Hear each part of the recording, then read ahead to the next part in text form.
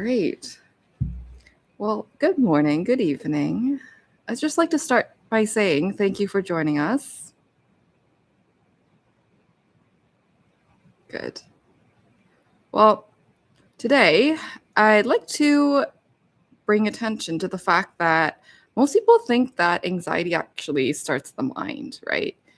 Like I've heard in the comment section, I've chatted with some of you guys saying that you experience this racing heart or this sweaty palm, or just like this idea of the thoughts keep going and racing and not ever stopping before your actual realization that anxiety is happening is catching up. And if this feeling is something you relate to, then I'm really glad you're here because this video is for you. And moreover, I've also seen people saying that there's this feeling of being alone, that you are the only one experiencing this and that no one else really gets you. And if this too is also you, then I'm especially grateful that you guys are joining me because we are all here together trying to figure things out and hopefully getting this chance to feel a sense of community and some sort of understanding of what we're going through. So thank you for joining wherever you are. And with that, I'd like to just give a little introduction to myself and with my role with Psych2Go. So I am Monica. I'm Monica Taing. Some of you might know me as Monica Miranda. And I'm very glad to be a part of Psych2Go. Been working with the team for the past 10 years. So to that extent, I've been involved with the Ask an Expert series, our playlist, our podcast, where we've invited experts, those who bring clinical expertise, whether they're a clinician, a therapist, a psychologist, but those who also bring lived expertise, those who really experience what it's like to go through the healthcare system, ultimately to come together to tackle medical misinformation. And through the years, we've also created an online community. So we have a Discord channel you can access by just typing discord.gg/psych2go, which I've had the privilege of being a part of for the last 6 years. And since then, I went on to do and complete my undergraduate degree in psychology at McGill.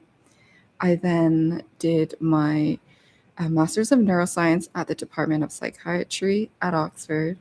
And now I'm back at McGill to finish off entering my final year of medical school at McGill.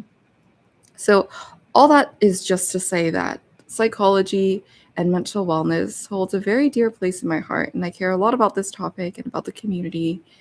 And I'm very happy to be here to chat about anxiety, to hopefully provide a little more understanding of what's going on, to provide an actionable next step for you all, and to give a sense of community that we're all trying to figure this out together. So in the next 25 to 30 minutes or so, I want to accomplish 3 things with you all. The first thing I want to do is to kind of share a little bit more about what is going on in the body and the mind when you have the sensation of, racing thoughts, sweaty palms, this idea of like spiraling thoughts. So you can kind of better understand what is going on. Then I want to be able to teach you a skill that we'll be able to walk through together. So when these moments happen, you're better able to kind of have control of them. And third, I want to share a very exciting opportunity for you guys all to join an application we're building together with this goal of making mental wellness accessible to everyone, no matter where you are, no matter the place that you're in. It's just going to be a great opportunity for us to all have a chat. So that's really the main goal of the next little bit. So stay to the end to find out a bit more about that. And I'm just going to pause right now just to get your thoughts, your comments on what's happening. And I'd also invite you, because this is a live stream, to share a little bit more about yourself. So whatever you feel comfortable sharing, as much or as little, just put in the comment section for example, which country you're tuning in from. I think it's always really exciting to see the community where you guys are from. So let's give a few moments. From my end, I'm tuning in from Montreal, Canada, and it's really lovely outside. It's 8 a.m., 12th of April in Canada. Let's see. So we have people from the US, Czech, Vietnam, Singapore, Indonesia, Berlin, Sweden, USA, Australia. Welcome.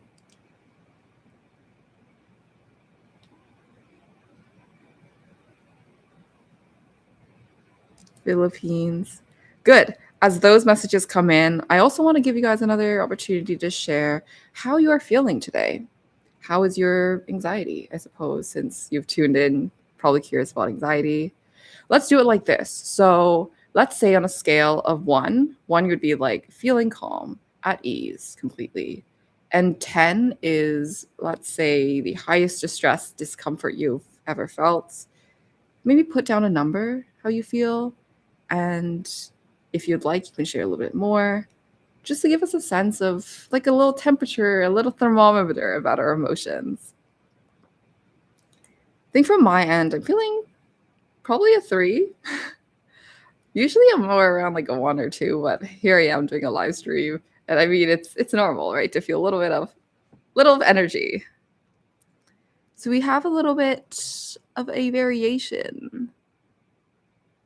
We have anywhere from, I see, a 2 to unfortunately a 10. And for those who are higher up there, I have something for you guys. But also for those who are experiencing some sort of mild anxiety. And the final question I want to ask you all is, so with regards to anxiety, what is the hardest thing about managing your anxiety? What is getting in the way? Because when we're better able to understand what the problem is, we can come up with more tailored solutions to deal with it. So for example, we're able to come up and anticipate barriers and better able to circumvent those. So yeah, the question is, what is the hardest thing about managing your anxiety? Be welcome to share your thoughts in the chat if you like. I'm just taking a second to read.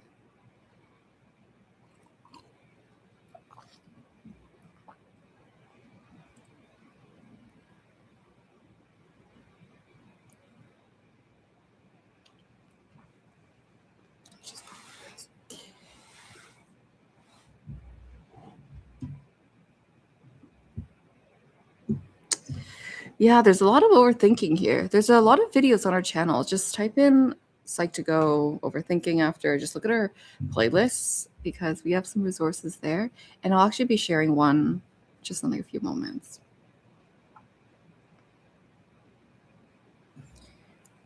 Right. So I do want to also provide a little bit of a disclaimer, a caveat before we begin and dive in, because when we experience symptoms like racing heart, sweaty palms, feeling like something bad might happen, all these kind of things, it might be anxiety, but it could also be so much more.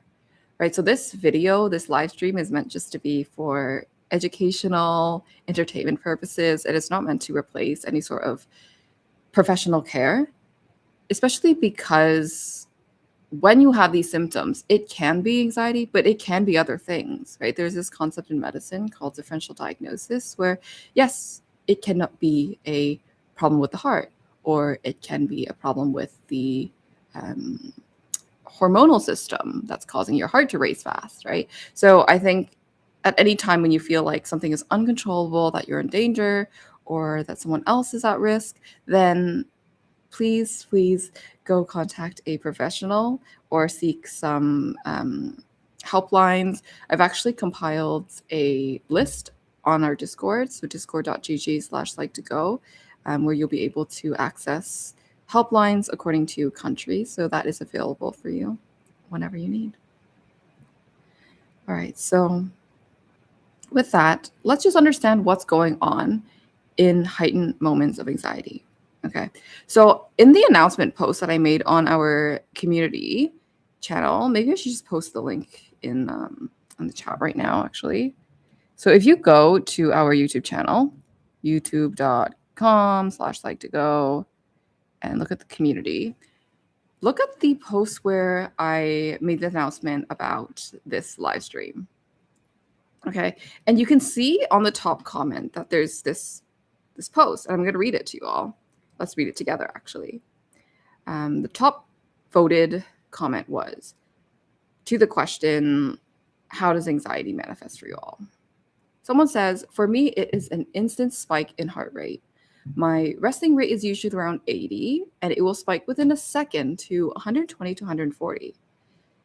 At this point, I'm trying to keep my cool, taking deep breaths, but it just delays the inevitable.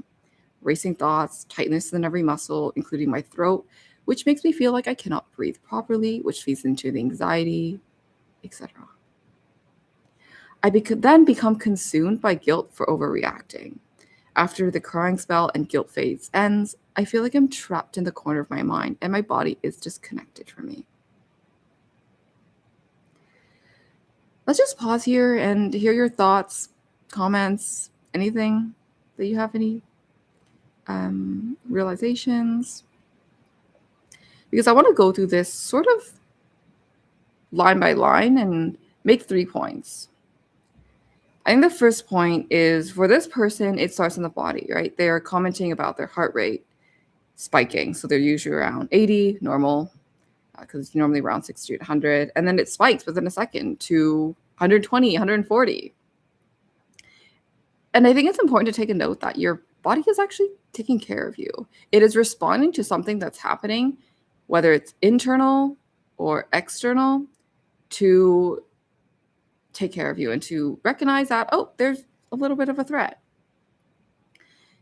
You can thank your nervous system for that, right? So I don't know how much you guys love to learn about the whole physiology part of the psychology, but we have a nervous system, right? So we have our central nervous system, we have a peripheral nervous system. Within the peripheral system branch, we have autonomic, somatic, and then within that, we have the sympathetic or parasympathetic nervous system. And when you sense a threat, your sympathetic nervous system, which I guess is easy to say, the fight or flight, is going to get activated.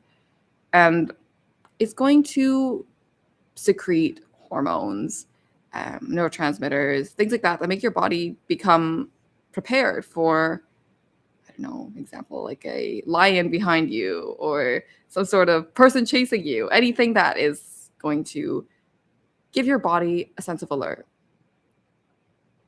Okay, so going back to the comment section, someone then says, then the mind catches up, right? And they quote these racing thoughts. I can't breathe properly. And what your body is then going to do is that it kind of, what you're telling yourself becomes evidence for the fact that there could be a potential threat, which then makes your body react and causes your heart to then pump faster, for your eyes, your pupils to dilate, so then you can become prepared for this. So you kind of see how there's like a spiral, right? There's like this reinforcing mechanism that your body is producing. And then I want to take note at the last part of this comment here, right? It says, after the crying and guilt phase ends, I feel like I'm trapped in the corner of my mind and my body's disconnected from me. This is the part that I think no one talks about as much.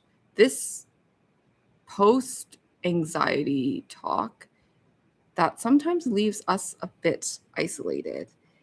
And that's what I'd like to bring light to, because first of all, it's really courageous and really brave for someone to be able to share this experience with the community, because not a lot of people talk about it. And this is why we have this mismatch between those who are in need of mental health support and those who are not able to access it, whether it's because they're not able to recognize it or whether they're not able to then have the funds to pay for it or then to go speak about it. Whatever it is, there's just this really big, huge gap, right? So this section, I hope, gives you some insight as to some of the symptoms of what could be anxiety, whether it is the biological, so physiological, the psychological, the talks that you tell yourself and that other people might tell you, and the sociological aspects, right? Like the environment you are living in, the culture, the things that ultimately shape your experience of the here and now. So I'm just going to pause and let the opportunity for you guys all to tune in and to share about your thoughts on really this biopsychosocial approach to understanding anxiety. What are your thoughts? What are your takeaways?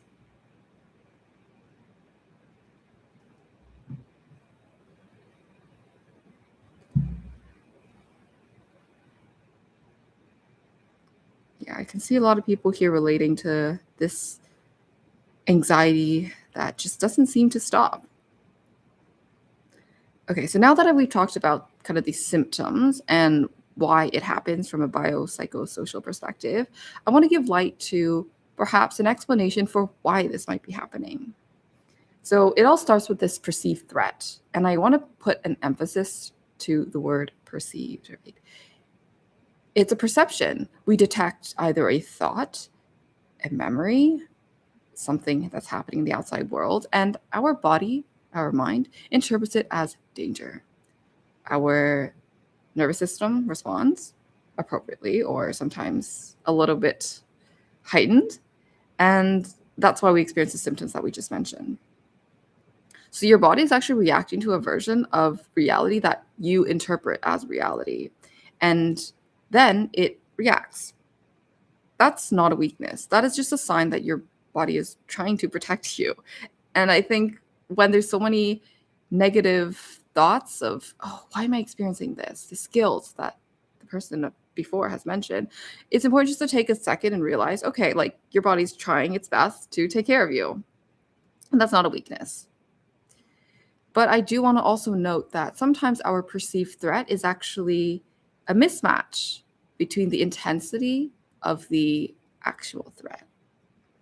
Yes, it makes sense when someone's chasing us or there's an animal that's we're in a forest and the animals just trying to come at us, like to be prepared and to have the capacity to do what we need to do to protect ourselves. But when we're afraid of, for example, an exam coming up, it's sometimes worth it just to pause to ask, is the emotional, the behavioral, the psychological, the physiological response actually appropriate to the situation? And it's okay that the answer is no, because we all have those moments, but it's also normal that it is sometimes just reacting, right? So what we need to do sometimes is to just like understand that we need to step out of this loop, this positively reinforcing loop of thoughts, then influencing physiology, and then like it gets worse and worse, and then it just spirals, right? So we're going to talk about a specific technique drawn from the literature of dialectical behavioral therapy, DBT, if you ever heard about it, to better manage these feelings when things seem out of control. So one thing you can do actually before even diving into DBT is just take what I call like a emotion thermometer. So think of a thermometer, right? You can pull up an image if you like, and think about the lower kind of zones to be kind of like the green zone. Remember I asked you earlier about how you're feeling on a scale of 1 to 10, 1 from at ease, 10 to distress. 1 and 2 would be maybe like a green zone. Then 3 to 6 would be something like a yellow zone. So just take a moment to think about where you are now. And then 7 and 10 would be something what is like a red zone. So you're in extreme distress, your mind is racing, you're kind of what we call a crisis situation, in a crisis situation. So what is a crisis situation, right? These are what are very stressful moments that create this intense pressure to solve something immediately. This is when this urgency to react is so overwhelming, but you know that acting on it is going to make it worse. I don't know how many of you guys can experience it. I mean, I think we all had situations in the past where something feels like it's a crisis. And at this moment, I want to just share like this important concept of in the meditation mindfulness literature, this idea of impermanence. Because it's true. We have these moments of crisis, but it will pass. Emotions aren't always, if you think of it as a graph, like it isn't always just going to be more and more intense. Like to have this capacity to just wait it out and to sit with it, you may have noticed already, or you may realize that it actually dissipates. So this feeling of panic, acute panic, will eventually subside. And you know what? If we want to take it even further, this feeling of extreme happiness or everything in between will eventually subside. Because nothing emotional wise, or actually nothing really is permanent. And the really only constant thing in our life is just change, right? So that's the first thing I want to say about that. And then the second thing is that when a lot of things happen at once, we kind of want to just take things one step at a time. And not just one step at a time, like 1 minute at a time, but like one moment at a time. Because if you're just imagine kind of a highway, right? If there's like so many cars trying to merge into one single road, like nothing's going to happen. Slowly, one by one, you want to let one car pass, another car pass, right? So yes, let's just talk about this technique now to better be able to put these two things in place, right? This idea of impermanence, this concept of like one thing at a time. And when you can use this, just for those who have joined, is when you feel overwhelmed by a stressor that you want to act and you know it's not a good idea to act. Or when you feel like you're having like a meltdown, or if you're feeling so overwhelmed, this would be a good time to use this technique. Okay. So I'm just going to mention one technique of many, because in this toolbox of different emotional tools, what we call distress tolerance skills, there's many out there, right? And there's many out there depending on what's best for the person and situation. But let's talk about a very common one. All right, we're going to talk about something called the STOP skill. And the STOP skill is actually an acronym that will help you take a step back and to stop acting impulsively when you know that your emotions are taking over and what you want to act is not actually the best decision for the future. Okay, so we're going to walk through this one step at a time. We're going to go through this together. Let's just pause and give a moment for you all to share how you guys all feel about it. Are you guys okay? Are you excited, happy to learn about the next tool to better handle crisis situations? I see someone's actually overwhelmed right now, and I'm sorry. I feel for you. And I think this is a good opportunity for us to both walk through this together, okay? So let's talk about the STOP skill. The first thing in the STOP skill, S, it is literally stop. Like, stop what you're doing right now. And whatever is happening around you, within you, just pause. And, like, don't act on it now. Like, actually pause. So I would like to see the chat just, like, silent for, like, a second. Yeah, good. So stop. Whatever you're feeling right now, especially to those who are feeling a 9 out of 10, like, literally stop what you're doing and just, like, breathe. After that, we're going to talk about the next step, which is T. T stands for take a step back.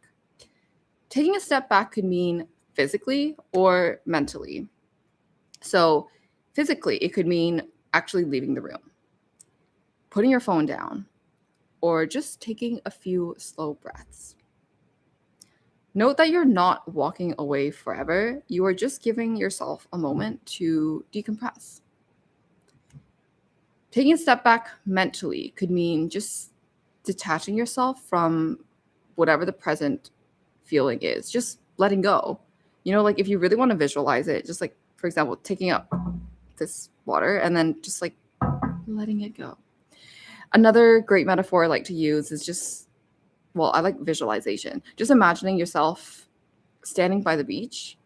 You know, the sand is underneath your feet. You can see waves maybe 10 meters away from you, and you're just watching the waves from afar. You're not reacting. You're not going to go run into the water. You're just looking at the waves, right? And note that the wave is kind of like these emotions you're experiencing, right? You're just watching them from afar. It's just going back and forth, and you're just here, standing on sand, appreciating the sound of water, appreciating the birds in the background, maybe the daylight around you. Yeah, take a step back. Okay, so the next step is O, right? So we're talking about the stop technique. S, we talked about stop. T, take a step back. O, observe. So when it comes to observation, I want to do a little bit of a, not a caveat, but a little more of a detailed walkthrough for this. So we're actually going to do this together. When you are experiencing anxiety, a crisis situation, it often helps not to focus so much on the internal body sensations, right? Because you're then going to realize, oh, my heart's racing, but rather to focus more on externally what is happening outside. And we're going to do this grounding technique. It's called the 5 senses. I don't know if you guys have ever heard of it, but right now we're going to do it. We're going to type in the chat or speak to yourself or to those around you or to yourself 5 things that you see. So for example, I'm going to do it. I see the screen.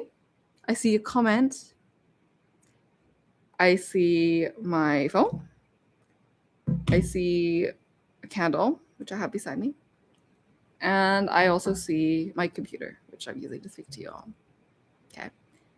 And then you can name 4 things that you can hear. For example, I hear my voice. I hear the wind vent behind me. I hear just background noise. And then I hear my neighbors outside, actually. So 4 things you can hear. 3 things that you can, what should we do? Touch. Did I already say that? No. 3 things we can touch. I guess it's pretty similar to what we did before, but yeah, I can touch my cup, my mic. I have a blanket under me, actually, so I can touch my blanket. My keyboard. So do that. It's quite helpful. And then, am I at 2 now? 2 things that you can smell. Let's do it. I can smell just air. Yeah, I can smell air. And someone's cooking breakfast. So those 2 things. And finally, 1 thing that you can feel. I feel a lot of gratitude. A lot of gratitude to Psych2Go for inviting me here. A lot of gratitude for you for spending your time with me. Someone's in the chat is putting emotions. I think it's really helpful to label what you're actually feeling. So for example, I feel calm. I feel a little bit energized. I feel tired. Being actually able to label things is important because by labeling it, you know what you can do to better deal with it. So we just walked through this detailed 5, 4, 3, 2, 1 grounding technique as a part of the O part of the stop technique, okay? And finally, P is to proceed mindfully. So what does that mean? It means whatever you are feeling right now, hopefully more calm, ask yourself, what would actually be helpful right now? What is the most helpful next step? Because this tool is meant to be for when we are experiencing this crisis situation, right? That acting is not going to be the best. So now that hopefully you're more calm after grounding yourselves, what is actually the best thing to do? Feel free to share it in the chat. And also know that sometimes the best thing to do is actually doing nothing, but to defer for later. Because the goal is just to kind of do a little bit of damage control. So yeah, sometimes it's okay just to do nothing. But other examples of what could be helpful to do could be like going for a walk or calling a friend or repeating the grounding technique that we just learned or typing in the chat or watching some videos or doing readings, like anything, right? But the thing that you know is not helpful to do. So with that together, STOP is the stop technique. It is an evidence-based technique used in dialectical behavioral therapy, which is part of cognitive behavioral therapy, that is used to help you control moments when things seem out of control. So it's important that these are meant to be used when exactly that, like when you're in the red zone of your emotional thermometer. It's not meant to be used on a day-to-day basis because it can create this sense of avoidance. And a little bit of a tangent, but why we don't want to do that is because the more that we avoid, the more that we reinforce to our brain that this is something that is worthy to be feared of, right? So just use this during moments of acute distress when you know that acting is not going to be in your best interest. And also remember that whatever you're feeling now will dissipate because this idea of impermanence. Okay, so now that we talked about the stop technique, I want to give a few moments and invite you all to share your thoughts in the chat about your thoughts. Like, how do you feel about this technique? And do you feel like this could be useful? Or do you feel like you would like to learn about different techniques? Anything. Just going to give like 30 seconds for you guys all to share how you feel.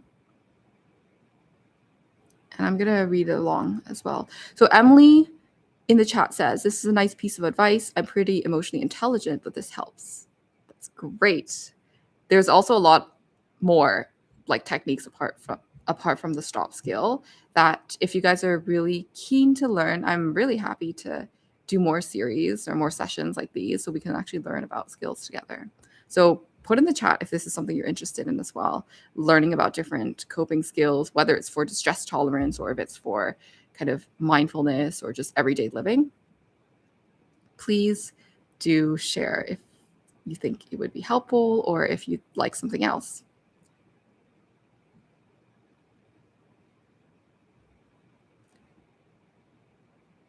You guys are very keen and interested, which is so awesome. Okay, so I want to also give another emotional check-in now, another opportunity for that. Again, put in the chat now if you are feeling from 1, completely at ease, to 10, the most distressed you've ever been. Please feel free to share it. I mean, we're all here together in this moment to help each other, to understand, hopefully, a little bit more about ourselves and each other. So please put in the chat. Hopefully, the skill is able to bring things down a bit. Right. So thank you for sharing, everyone. How are you finding it? How are you finding this session? Do you find that learning these skills are helpful? Do you find that there's other things that you guys currently do that's helpful? Like, I don't know, peer support, talking it out. Like, what do you guys currently do to manage your anxiety?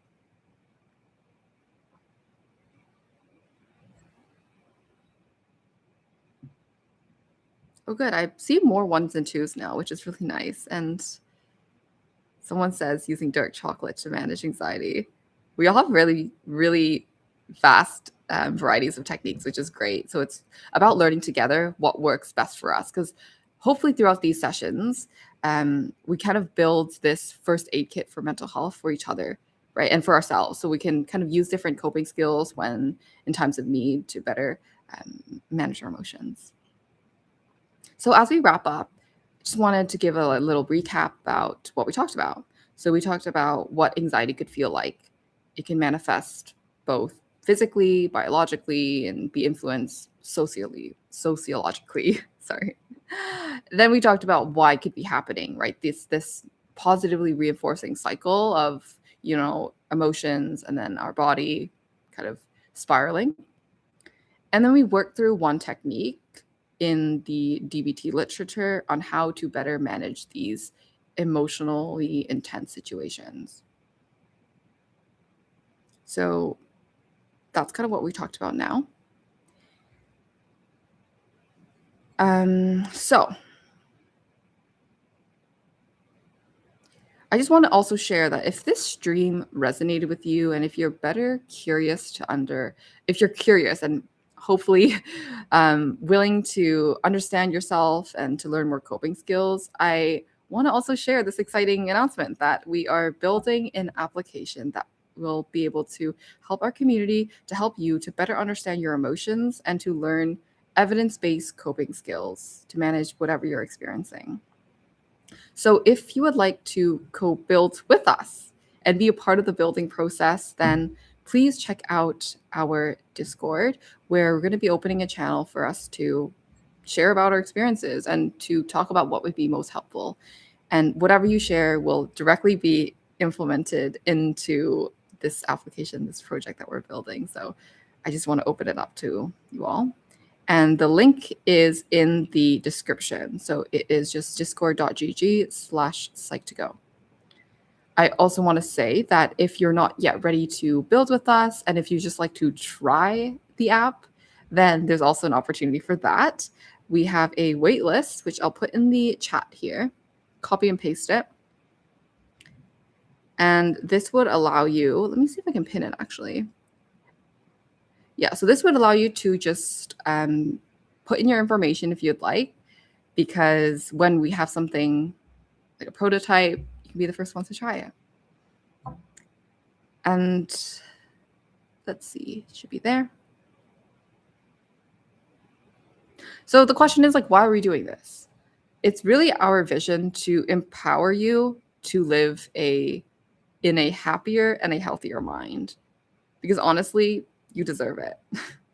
And we're all here together to try to figure out life together and to approach it in a way where we can combine clinical evidence through lived experience or through clinical training with community is something I think would make this experience a lot kinder to ourselves and to those around us.